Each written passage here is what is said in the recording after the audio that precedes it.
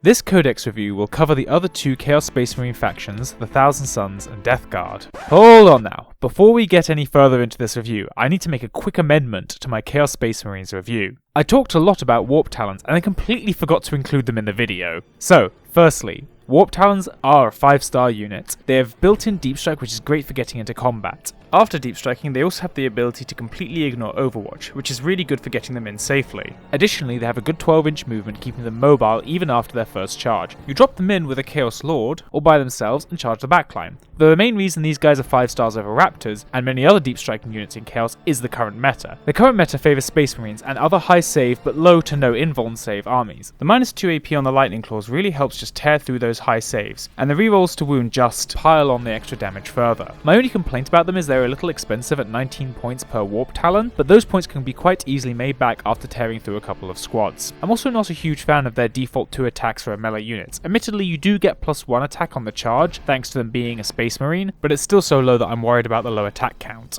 Another thing I didn't mention but a lot of people wanted me to mention was the Demon Princes. I didn't really want to get into a ton of detail with them, seeing as the video is already getting quite long, but I'll give them a quick mention here. They are clearly one of the strongest units in every codex they turn up in. Something that's worth noting is that they can be taken in Chaos Space Marine detachments and Demon detachments, seeing as they carry either the Legion or Allegiance keywords that allow them to mix with either of the detachments. Although the datasheet which says that will vary on which book you're getting them from. Technically they do have different names between codices, but Games Workshop did clarify that they are the same unit, so they're going to get their full review when the Demon Codex review comes around. Now without further ado, this video will be concerning the units that appear in the Thousand Suns and Death Guard's codexes. This means no units that have already appeared in the Chaos Space Marines review, or any unit that will appear in the Demons review. Before we go into any further detail, I'll go over the star ratings again. A 1-star unit is generally overcosted or severely underperforms. They're usually outclassed in every sense.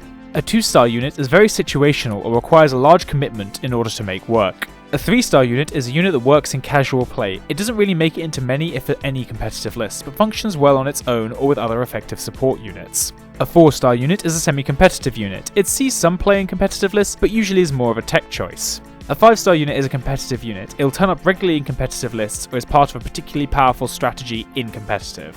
Before we start with the Death Guard, I'd like to mention a few terms I'll be using in the Death Guard section of the review. Firstly, there's Disgustingly Resilient, which is a 5-up ignore wound or feel no pain, if you will. Basically, it acts like an extra save that can absorb a bit of damage before it gets through onto your wound count. The other term I'll be using is Inexorable Advance, which is the Death Guard's Legion trait that applies to infantry and Hellbrutes. It allows you to ignore the to-hit penalties for heavy and assault weapons and allows you to rapid fire at 18 inches. So, let's get started with the review.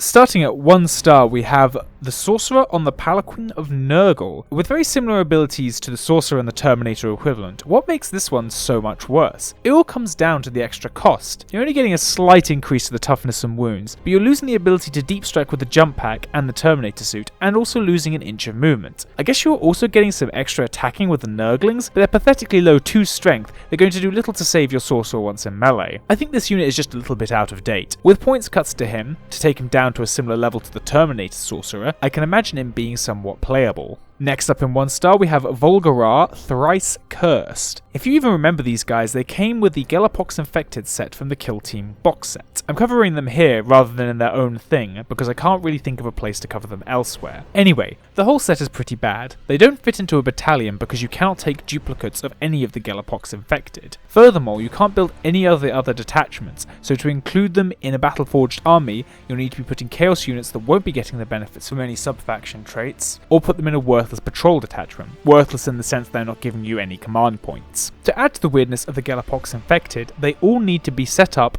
within a certain range of Volgarar, or else they're destroyed, which really limits your flexibility on where you can place them, unless you don't take Volgarar and sacrifice most of the useful keywords on another Chaos unit. To look at Volgarar away from the rest of the Galapox Infected, he has a nice Captain reroll effect which buffs up your Galapox Infected, and that's really where most of the good stuff ends. While he has a good toughness and an okay number of wounds for a character, his pitiful 5-up invuln save isn't going to save him from any amount of focus fire, and while Disgustingly Resilient might help with that, I don't think it's really significant enough to save him from dying. His fighting capability is okay, but nothing particularly impressive. Honestly, he's almost completely outshined by a regular Chaos Lord, especially seeing as the rest of the Galapox Infected are as weak as they are.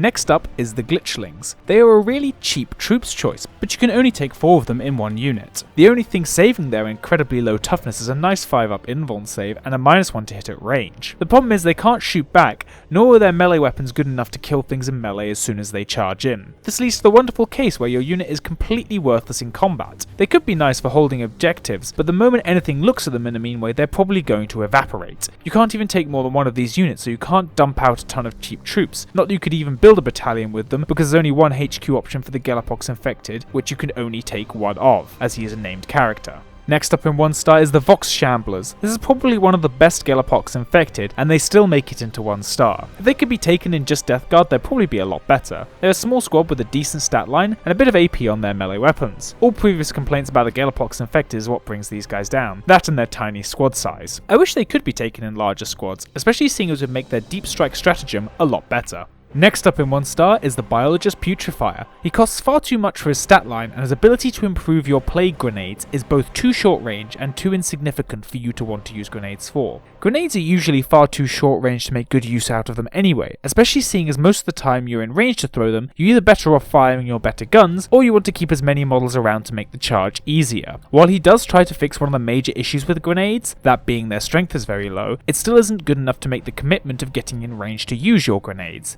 Speaking of short range, this guy's injector pistol has a stupidly short 3-inch range. It might as well just be a melee weapon. I will note that the injector pistol is funny to use against anyone that doesn't use the vehicle keyword, like Tyranids and Tau. Next up is the Foul Blightspawn. The Revolting Stench ability is nice for a bit of charge protection as it forces your opponent to fight as if they hadn't charged, and his Plague Sprayer is an okay gun. The random strength isn't too much of a big deal, and it may be worth spending a CP to get a decent strength for some tank busting. Big problem with the gun is it lacks range. The Foul Blightspawn carries a grenade that doubles the number of dice thrown when determining the number of shots for a friendly character's Blight Grenade. Note a Blight Grenade, as in 1 per battle. I've already given my thoughts on grenades in the Biologist Putrefier section, so I'm not going to go too much more into it now. The larger problems start with him being a close-range character with no melee weapon. This means he is very vulnerable to being caught up in combat through pile-ins or just being charged himself, and he can't really heroically intervene to help out the units he's helping in the fight phase. Secondly, you don't really want to be charged to begin with, seeing as your opponent will still get the first choice of attacks, which can often wipe out a whole squad before you get a chance to retaliate. Admittedly, as Death Guard, you're more likely to survive a barrage of attacks than a lot of other armies, but it's not something you want to try and weather. The final thing I want to say about this unit that really kills it is its high points cost. At 77 points, it's just not worth the buffs you're receiving from him. Next up in 1 star is the Noxious Blightbringer. The ability to pick the higher of 2 dice when advancing is quite nice for a slow moving army, as you'll be often advancing in order to get your guns in range to begin with. However, you are paying 55 points for a worse version of the Hive Fleet Kraken's ability, with a limited range. Also, advancing with a lot of your units disables their rapid fire, which while allows you to close the gap, will often just get you shot to pieces as you are putting yourself in range of your enemy's weapon without the ability to hit them first. There's also a -1 leadership on this guy, which as I've said before really doesn't add much to the unit. Unless you're giving a significant amount of leadership reduction, most of the time 1 more casualty that you might get isn't that significant. Lots of armies have leaderships of 8s and 9s or ways of mitigating them if you're like Tyranids or Orcs, so leadership minuses generally aren't too effective in this edition, or at least I don't think they are. Next up in 1 star is the Plague Surgeon. His abilities are far too low value for a 60-point model. Rerolling 1 for Disgustingly Resilient is so weak that it basically isn't worth considering. I'm not sure how much you could buff this ability without it becoming obnoxious, so I guess it will have to stay as it is. The Plague Surgeon also gives a bonus to hit and wound in the fight phase against Space Marines specifically. This is good because there's so many Space Marines in the meta right now, but not great because Space Marines tend to stay out of melee and shoot you before you get a chance to fight them. Typically, when you've tied up their infantry in melee, they aren't as much of a problem, so getting the ability to fight better isn't too significant. And finally, in 1 star, we basically have the rest of the Galapox Infected: the Hullbreakers, Curse Mites, Ice Stinger Swarms, and Sludge Grubs. They all suffer from the same problems as the rest of the Galapox Infected. Out of them, the Hullbreakers are probably the best because of their higher strength, but they cost far too much for what you're getting out of them. The rest of them come in far too small of squads and have far too low strength to be effective in combat. So yeah, Galapox aren't great. Now we move on into 2 stars, with the Fetid Bloat Drones. These guys have a decent selection of weapons, although you probably just want to take the Flesh Mower. It increases a pitifully low 3 attacks up to a menacing 18. They're also sitting at strength 8, which is also very nice. The big downside of course is they're only hitting on a 4-up weapon skill, although you should be able to use Demon Forge with them, but you'll need to take a Chaos Space Marine, note not Death Guard, detachment to gain access to this stratagem. And I think if you're doing that, you really want to be dumping your Demon Forges onto things like Khorne Lords of Skulls, which are incredibly good. The fetid bloat drones do have a reasonable amount of mobility and the ability to fly. They do have other options other than the Flesh Mower, but you probably stick with the Flesh Mower because it synergizes the best with the high amount of mobility and the ability to fly. If you do want some ranged anti-infantry power, you can take the Heavy Blight Launcher, but the downsides of it coming with only toughness 7 and 10 wounds means that most anti-vehicle weapons will easily wound it and just destroy it before you get a chance for it to be effective. Either that, or they'll bracket it beyond use. At least this thing has disgustingly resilient to try and make up for the fact that it is quite squishy. And unlike a lot of Imperium vehicles, it does have a 5-up invulnerable save. Moving on, into 3 stars, we start with the Lord of Contagion. He's a pretty scary fighter with a good number of attacks, strong weapons, and the ability to reroll 1s on the wound rolls. He's good for clearing out characters and getting into fights with infantry he can easily crush. He also gets the ability to deep strike, which makes up for his lackluster movement, and skips the eternal question of how does he get in. Much like a lot of Death Guard, he is very hard to kill, with a good 4-up invulnerable save and disgustingly resilient. He also has an aura that gives all nearby Death Guard units the ability to deal mortal wounds to sprinkle in before the fight phase. All in all, a decent fighter, though outclassed by people with higher strength values, or significantly cheaper. I'm also just going to tack on Lord Felthius here, as he is just a Lord of Contagion that can only take a Man Reaper. Neither weapon is significantly better or worse than the other, so he gets to sit with the Lord of Contagion.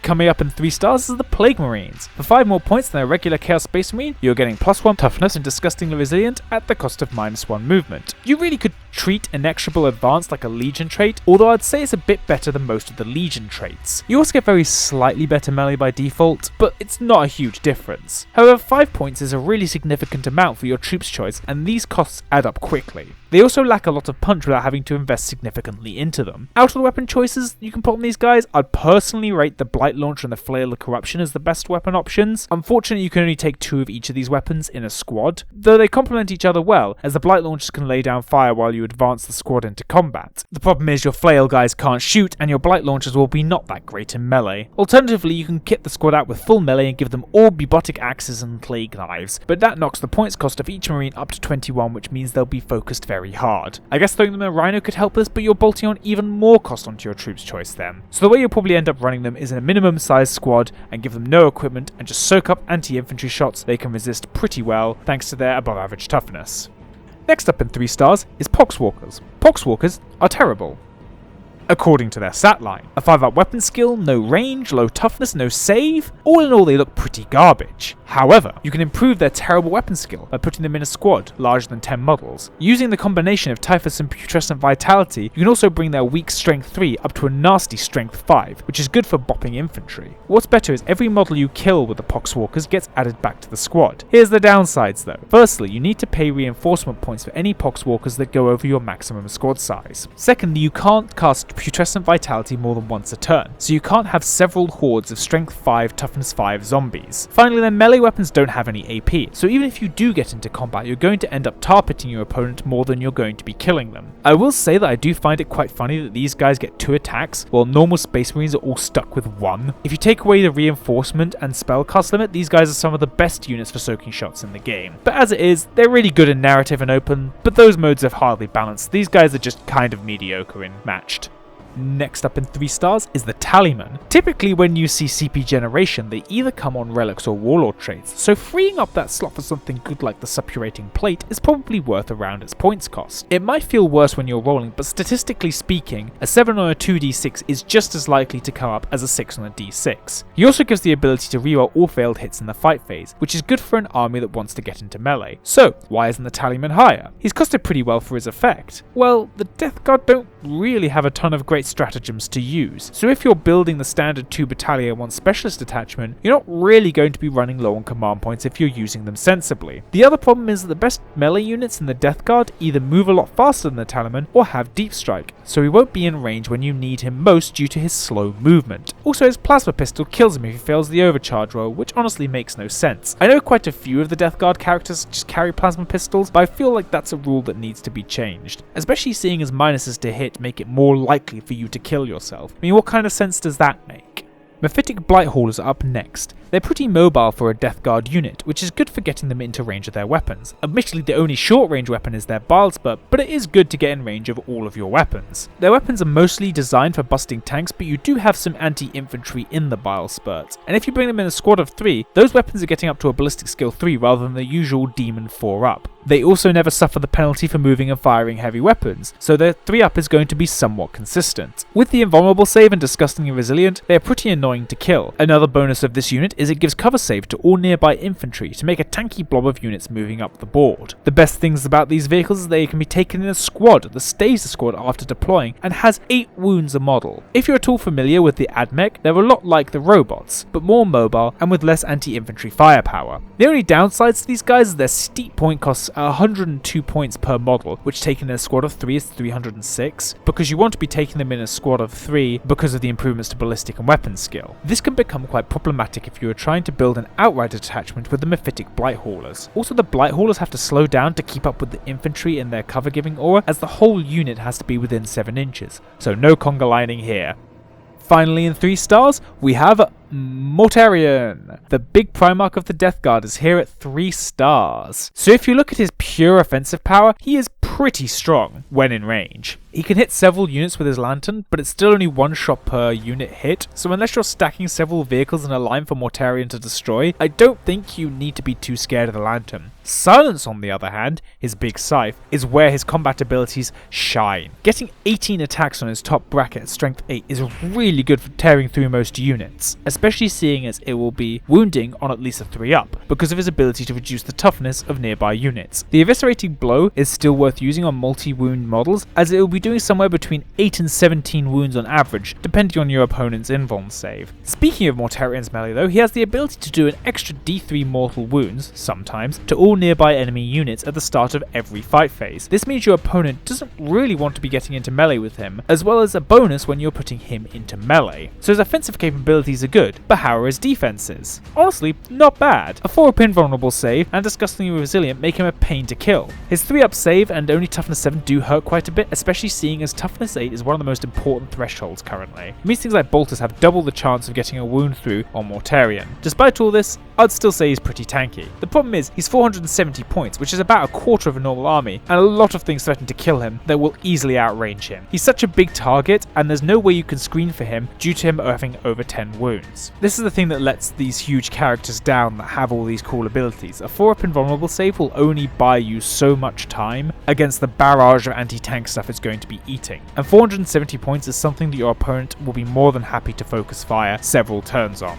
Moving on now into 4 stars, we start with the Malignant Plaguecaster. If you think of the Malignant Plaguecaster as an upgrade to the Sorcerer, you are paying 7 extra points for quite a lot of benefits. You're getting mortal wounds dealt when you cast 7 or over, which considering the majority of the results on 2d6 are 7 or over, is going to happen quite a few times a game. You're getting a few extra buffs to the stat line and a good weapon to boot. Disgustingly Resilient can help you resist your perils of the warp, which is a nice extra bonus as well. Why aren't these guys seen more often, you may ask? Unfortunately, they are tied to a rather weak army and are limited to only casting from the Contagion Discipline, which only really has 2 good spells. Plus, these spells can only affect Death Guard, which in itself isn't a terribly strong army. If the Death Guard were a stronger army, you'd be seeing Malignant Plaguecasters everywhere. Next up in 4 stars is Typhus. Typhus takes the Lord of Contagion and the Malignant Plaguecaster and smashes them together. He gets all the bonuses of the Lord of Contagion and the ability to cast powers like a Malignant Plaguecaster. He's tanky, he's good in melee, and he even offers support for Poxwalkers. One of the best things about Typhus is how good he is with Poxwalkers, with the ability to bring them up from a measly toughness 3 all the way up to toughness 5, with a spell cast on them. If Poxwalkers' cost actually reflected their stat line, the amount of toughness 5 zombies that would be marching up the board would be almost unstoppable. Typhus is probably one of the best things about the Death Guard currently, and if the Death Guard were better, you get the idea. I would like to mention that I don't think you really want to be keeping Typhus in Deep Strike, as his buff to Poxwalkers is pretty much essential to keeping them alive due to their lack of save. And using him like a Deep Strike character means you're spending an extra 30 points on top of the Lord of Contagion for a couple of smites and a more consistent Man Reaper. Next up in 4 stars is Blightlord Terminators. They're amongst some of the best Terminators right now, which isn't really saying much to be honest, because Terminators aren't terribly fantastic. But with a good toughness, high save, high invuln save, 2 wounds, and disgustingly resilient, they are a pain to take down. They are quite pricey at a minimum of 41 points each, and with a variety of equipment the cost is going to come up quite a bit. Although their base equipment of Combi Bolter and Bubotic Axe is good enough on its own, which means you don't really want to be raising that cost too significantly. Mixing in a Combi Melter, Blight Launcher or Reaper Autocannon is a good way of getting some powerful weapons hidden in the squad though, so you probably want to throw that on one of the last ones you're taking off the board. Be careful not to put too many expensive weapons on them though, because as tanky as they are, they'll end up being the focus fire of your opponent's army and they'll probably still go down. I would also be a bit cautious about taking something like the Flail of Corruption in the squad, because they lose all of their ranged weapons, and considering how slow the unit is, it's worth having the extra reach to pepper your enemy as they try to kite you. Like a lot of good melee units, these guys can deep strike, which means you can keep them protected for the first few battle rounds before you make a decisive strike on your opponent.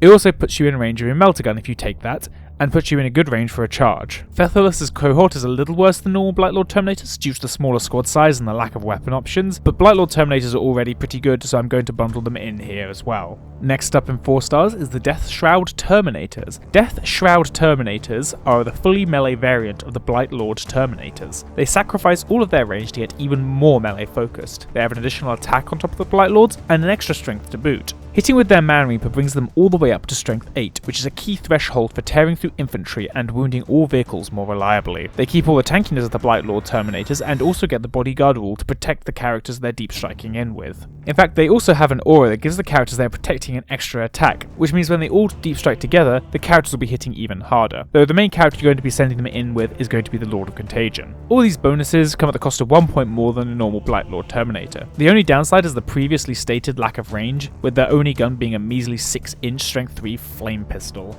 Finally, we have the Plague Burst Crawlers. These guys sit at the back of your army and lay down damage with their Plague Burst mortars. The mortars are high strength, have good AP and D3 damage, which makes them effective at pretty much killing anything in this edition. With the ability to fire without line of sight, you never really have to move them, so the fact they can't move without suffering the heavy weapon penalty isn't at all significant. It is worth thinking about for the entropy cannons if you are taking them, although I think you are better off taking the Plague Spitters for a chance of fighting off things that are getting within charge range of your crawlers. You also get a heavy bolter equivalent for some mid to close range Dakka. The big weakness of this thing is its 4-up ballistic skill, which really hinders this thing's ability to kill stuff. I guess it's because it's a demon engine, apparently none of the demons are good at aiming guns, so it's somewhat consistent.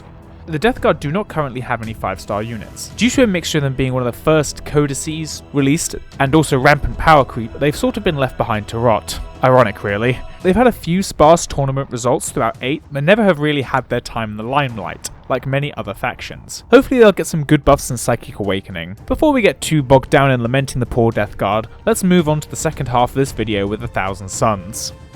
Let's start the Thousand Suns in 1 star with the Mutalith Vortex Beast. As far as 1-star units go, there's a lot worse than the Vortex Beast. However, the Vortex Beast is definitely one of the weakest units in the Thousand Suns. They're a mostly melee only unit with pretty poor movement and no other buffs going for them to get them into close range. Once they're in melee, they'll fare reasonably well, but nothing particularly fantastic for 125 points. Its defenses are pretty standard for a demon engine, with the notable exception of a 4-up save, which is just kind of bad. The final thing about the Vortex Beast is the powers. These powers are kind of like the prayers that the Dark Apostles get, but worse. They're longer range, and you can cast 2 of them if you roll for them randomly, but the effects of the Vortex Beast are just a bit underwhelming. The mortal wounds are kind of redundant in an army that can all cast Smite, and adding 1 to the strength really doesn't help that many units in Thousand Suns, except for maybe itself. Admittedly, it can affect any Tzeentch unit, but the Tzeentch units aren't really what you want to be getting into melee. Even if it's a Demon Prince, you usually take your Demon Princes in either Khorne or Nurgle. Rerolling the charges is okay for itself, but Thousand Suns are mostly about shooting and psychic powers. Again, so it really only benefits itself. Improving the AP of weapons is once again just okay, and best used on itself, and finally reducing leadership by 1 is basically negligible. So in the end, it's pretty bad for its cost.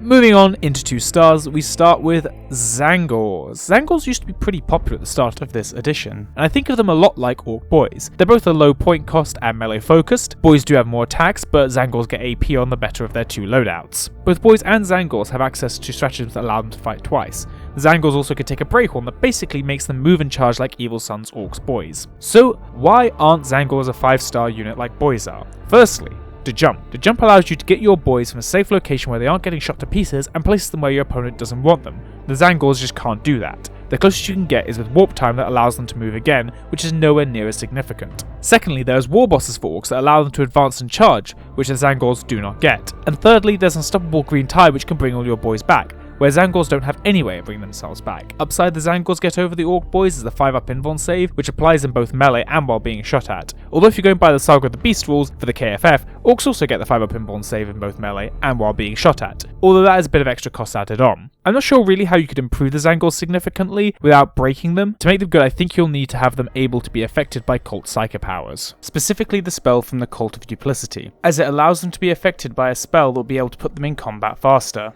Moving on into 3 stars, we have the Zangor Shaman. If you're taking either of the other Zangor units, you want to be taking a Zangor Shaman to give them the rerolls of 1 to hit. Unfortunately, this guy only casts 1 psychic power a turn compared to most of the other psychers 2, but his melee is still on par with those characters in the Thousand Suns. The disc is super nice for keeping them mobile and putting them in a position to summon demons. The only other downside, I guess, is the Zangors in general aren't fantastic at the moment, and paying 90 points for 1 psychic power is a bit weak. I think taking a regular source is better off most of the time, unless you're trying to do some summoning shenanigans. Next up in 3 stars is the Zangor Enlightened. What if the Zangors were just really fast? You get the Zangor Enlightened. Their units are a lot smaller and they cost quite a bit more, but that's pretty much where the downsides end. And with the many attacks you're getting between the disc and the spears, you're going to be dealing a fair amount of damage. Even if you don't get the auto wounds, the spears have +1 strength, which helps them fight through most infantry. Add to that, when you wound on a 6, you're getting an extra damage. This allows you to bust through Primaris Marines reasonably well, and even if you don't take the spears, the Great Bows are pretty good weapons for busting through infantry as well. There's just other things that do it better in Thousand Suns currently. And finally in 3 stars we have Magnus the Red. Magnus is pretty strong. His melee is really strong. If you kill characters with it, you get some Chaos Spawn out of them, and even if you aren't targeting characters, the melee is good enough to bust through tanks as well. The real strength of Magnus though comes with his psychic powers. He knows and can cast 3 powers, as well as deny that many as well. All these powers have +2 to their cast and deny on his top profile, and if you make Magnus your warlord, you can give him an extra psychic power, but it doesn't really let you cast anymore, and if you want more spells, you really should just be bringing more sorcerers, but it's something you can do. Give it some more versatility. Another great thing about Magnus is his smite does d6 mortal wounds instead of d3 on a normal cast. This allows him to chew through a lot more stuff with just his smites. One interesting thing is that his smite only triggers on more than 11 rather than on the standard 11+, as in it includes 11. As long as you're on Magnus's top profile, he's more likely to cast super smite than most other people. The last thing with Magnus's psychic powers is that he ignores most of the mortal wounds done to him through perils. So all of this great stuff in the psychic phase, and he's only rated 3 stars? Well, he has the same problem as Mortarion, which is just a huge target the entire game, and if your opponent is bringing a sensible amount of anti-tank, Magnus is going to be shot to shreds on your opponent's first turn. They might not kill him first turn, but by the second, Magnus probably isn't making it out alive. It's pretty annoying to basically lose what is a quarter of your army in a couple of rounds of shooting. Next up in 4 stars we have the Exalted Sorcerers, also known as what happens when you glue a Chaos Lord and a Sorcerer together. You get quite a big discount over taking these 2 units separately. You also get a large amount of mobility by sticking them on a disc. This is about as good as giving a Sorcerer a jetpack. Instead of Deep Strike, you're getting some extra attacks and some new keywords. They're popular in a particular strategy where you bring a large mob of demons and summon them in with a demonic ritual ability. They're more popular for this over, say, a regular Sorcerer because their tankier nature makes it harder to punish when they're out in the open. They also have better synergy with the demons because of the previously mentioned demon keyword they get. The only other thing to go over would be the spells. So apart from the Dark Heretica spells, which have been discussed in the Chaos Space Marine review, and we already established they have a good selection, they also get access to the Disciplines of Change and a unique cult psychic power from the Psychic Awakening. The good Discipline of Change powers are Glamour of Zeech because minuses to hit are always nice, and Weaver of Fates because pluses to invuln saves are also really nice. Boon of Mutation is an interesting one to play with, seeing as you can replace your character with a Demon Prince or Chaos Spawn, Demon Prince obviously being a lot better than Chaos Spawn, or just stick some really nice buffs on the characters that makes them either tankier or better in combat. In fact, using this spell and the stratagems means you can get 2 boons off a turn, which is really nice. The final thing to consider when it comes to the Thousand Suns psychic powers is the unique cult powers. Cult of Scheming, shoot and charge even if you fell back, is nice to prevent your units from being tar pitted,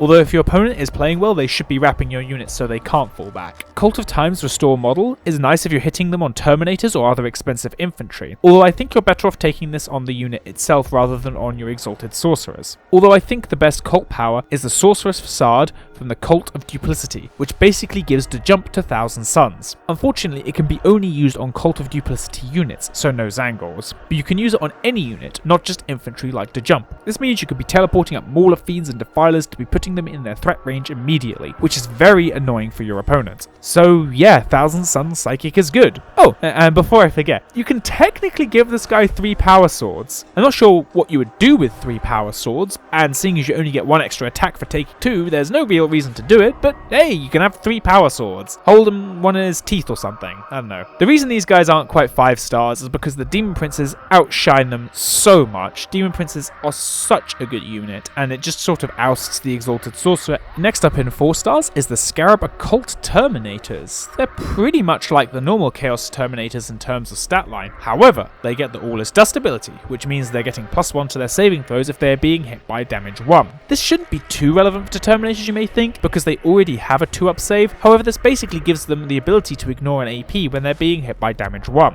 They also get the ability to move and fire heavy weapons without the penalty, and seeing as quite a bit of their gear is heavy, this is really nice. Speaking of heavy gear, they get a really nice Soul Reaper cannon which has a nasty AP -3 on it. On top of that, even if you aren't given the special weapons, the Inferno Combi Bolter they equip with has an extra AP -2 over a regular Combi Bolter. This is so good. Throw on top of all these bonuses the fact that they can cast psychic powers, and you have some pretty beefy Terminators that are worth their high point investment. The only problem I have with them is they're pretty vulnerable to attacks from units with AP and damage D3, which are far more rampant than ever right now to deal with all the Primaris Marines. Moving on now into 5 stars, we start with Ahriman. Ahriman is an absolute steal for 131 points. He knows, can cast and deny 3 spells with all casts and denies having +1. He's on his disc for no extra cost, so his mobility is really good. He has rerolls of 1 from the Chaos Lord and a 4-up invuln save. To top it all off, his Warlord trait pushes him to a 3-up invuln save, which is really nice, and he's pretty damn good melee combatant. Seriously, I think this is one of the few units with almost no downside to taking him. Maybe 131 points is a bit of a large commitment for a HQ, but for Ahriman, it is 100% worth it. I'll also note that Ahriman is pretty popular to take alongside your other Exalted Sorcerers for the whole summoning demon strategy, although I don't think Ahriman is going to be doing much summoning himself. Though if he hasn't moved, there's no reason why he shouldn't. And finally in 5 stars we have Rubric Marines. Rubrics have the same stat line as Chaos Space Marines for 5 points more, so what makes them so good? Let's start with All is Dust. It's the same abilities on the Scarab Occult Terminators, but it's even better on Rubrics, seeing as it makes your AP 0 weapons with 1 damage much less effective at killing Rubrics. This is even more significant, seeing as a lot of 1 damage weapons will be going onto your Rubrics because they only have 1 wound each. This means your opponent will either need to commit higher damage or higher AP weapons into your regular troops. Although you want to be taking them in a minimum size squad, you might want to consider getting a larger squad to get the Soul Reaper cannon if you find yourself in either a mirror matchup or against people with high regular saves and low invuln saves. Looking at you, Primaris Marines. Another thing that makes Rubric so good is their middling AP bolters, which is great for clearing out infantry and other low toughness things, especially seeing as it costs quote unquote no extra points. The cost is definitely bundled into the Rubrics themselves rather than actually being free, so I'd rate their cost around 2 to 4 points, which still makes them really good value. The last thing to tie Rubrics together is the ability to cast and deny a psychic power every turn. Rubric's psychic powers before Psychic Awakening wasn't great. Their smite only dealt 1 damage and they were stuck with the Discipline of Tzeentch, which as I said is kind of weak. It only has 2 good ones and 1 situationally good one, as I described in the Exalted Sorcerer section. However, with the introduction of Psychic Awakening, they're able to cast their Cult Psychic power, which is usually easier to cast and more powerful than a lot of the spells in the Tzeentch discipline. While there's only 1 spell per cult, which you can't cast more than once due to the matched play restrictions, it does give you redundancy, and it's not like a Mortal Wound from Smite is that bad. Alright, that's the Death Guard and Thousand Suns done now. I think I'm going to be taking a break from Chaos soon and going back to my good old-fashioned Xenos with the Tower review coming up next. A lot of you have been asking for it and I would actually like to take a greater look into Tau. Before I wrap things up, I'd like to thank you all for getting me to over 3,000 subscribers. This explosive growth for me is insane and you're really making me want to make more videos. And I hope you've been enjoying them as well. If you want to leave support, feel free to leave a like and subscribe. I would really appreciate that. And of course, leave your thoughts in the comments down below. Alright, I hope to see you in the next video.